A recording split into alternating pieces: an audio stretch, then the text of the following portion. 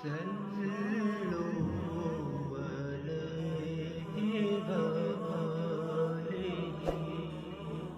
صحیح بخاری حدیث نمبر 5۔ رسول صلی اللہ علیہ وسلم نزول قرآن کے وقت بہت سختی محسوس فرمایا کرتے تھے، اور اس کی علامتوں میں سے ایک یہ تھی کہ یاد کرنے کے لیے آپ اپنے ہونٹوں کو ہلاتے تھے۔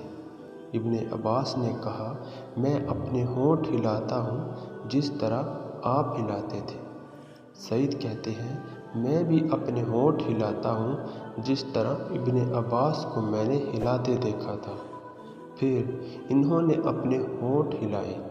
ابن عباس رضی اللہ عنہ نے کہا، پھر یہ آیت اتری کہ اے محمد، قرآن کو جلد جلد یاد کرنے کے لیے اپنی زبان نہ ہلاؤ، اس کا جمع کر دینا اور پڑھا دینا ہمارا ذمہ ہے۔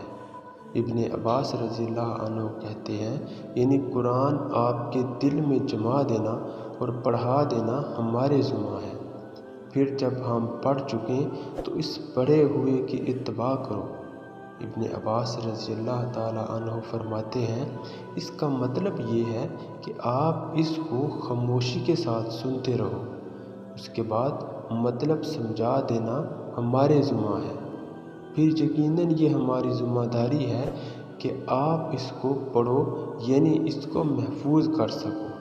چنانچہ اس کے بعد جب آپ کے پاس جبرائیل علیہ السلام وحی لے کر آتے تو آپ توجہ سے سنتے۔